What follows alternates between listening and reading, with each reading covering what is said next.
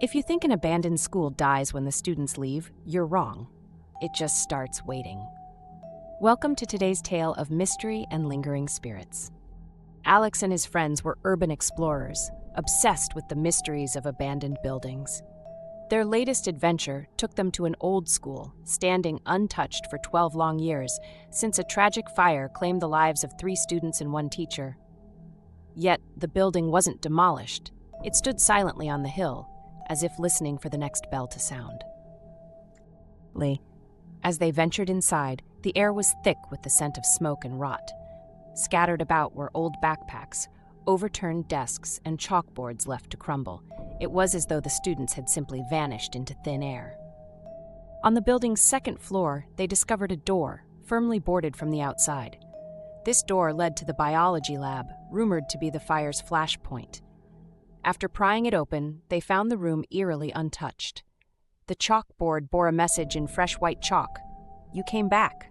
I knew you would." None of the friends had touched the chalk. No one else had entered the room before them. Nick, one of Alex's friends, proposed they linger until nightfall. Alex felt a chill but agreed to stay. As night enveloped the school, they suddenly heard a bell.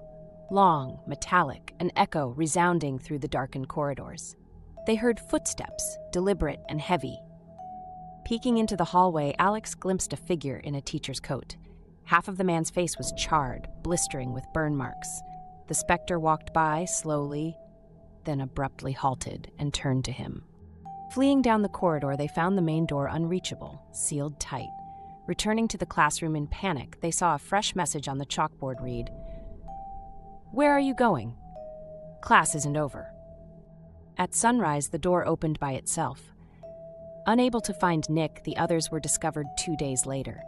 Marks of flame marred their skin, their arms and legs burned as though they'd walked through fire themselves. The school is under guard now. Still, there's no peace. For every week, someone hears the unmistakable sound of a bell ringing in the silence. Some floors are forgotten, others are erased because what happened there should have never existed. Leon was working on a documentary about abandoned industrial sites. His latest exploration was an old textile factory, shut down since 1989. Oddly, the locals avoided speaking about it, especially when it came to the notorious 5th floor, an enigma that didn't appear on any modern blueprints. Starting from the basement, everything around them was falling apart, decaying as if time had intentionally marked its possession. But when they examined the building's original plans, another floor was indicated. Mysterious, given that no stairs seemed to lead there any longer.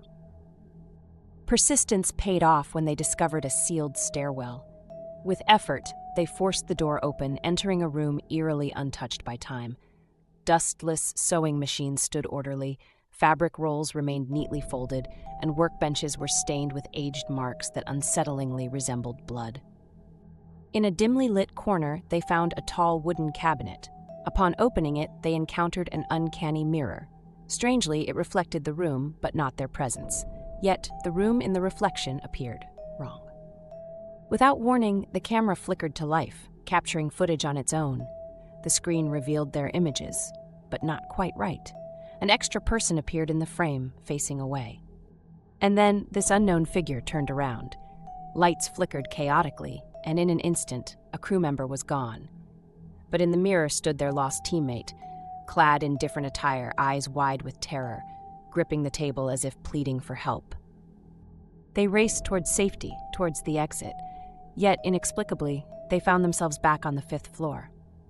Of the 4 souls who dared to enter, only 2 emerged into daylight again. Tragically, one of the survivors succumbed to despair, hanging himself a month later. He left behind a chilling note, "He found me, even at home." When a lighthouse loses its light, the darkness doesn't just come from outside. This story begins with Simon, a wildlife photographer, who had heard tales from the locals about an old lighthouse on the northern coast, abandoned after a massive storm. Intrigued by the mystery, he decided to venture out to this isolated beacon, reachable only by a narrow, rocky path. Alone, Simon made his way to the lighthouse. The structure stood in disrepair, a silent guardian of the coast. However, as Simon walked inside, he was struck by how unexpectedly clean it was, considering its abandoned state. The main lamp, although intact, was broken. An urge to capture this story led him to climb to the top, camera in hand. There, he discovered a logbook with a chilling last entry. 12:04. Light went out. He's coming. With darkness descending and a thick fog rolling in, Simon hunkered down inside, hoping to wait out the impending storm. But then, without warning, the beacon that had been dormant flickered to life, casting a pale, eerie light across the rocks below. Far beneath, on the rocky ground, stood a figure, faceless, featureless, just a shadow in the mist. Every time Simon attempted to extinguish the light, it defiantly flickered back on, as if possessed by a will of its own. Morning came, yet the fog clung tightly, refusing to lift. That's when it began, the unsettling sound of scraping, as if something was moving around the base of the lighthouse. On the windows, he glimpsed handprints from the inside. Desperate, Simon sought to escape, but outside was an endless expanse of white, as if the lighthouse was adrift in an ocean of nothingness. A week later, when rescuers finally reached the lighthouse, they found only emptiness. The lone evidence of Simon's visit was a haunting photograph on his camera, a silhouette in the lantern room, staring back at the viewer with wide, unblinking eyes.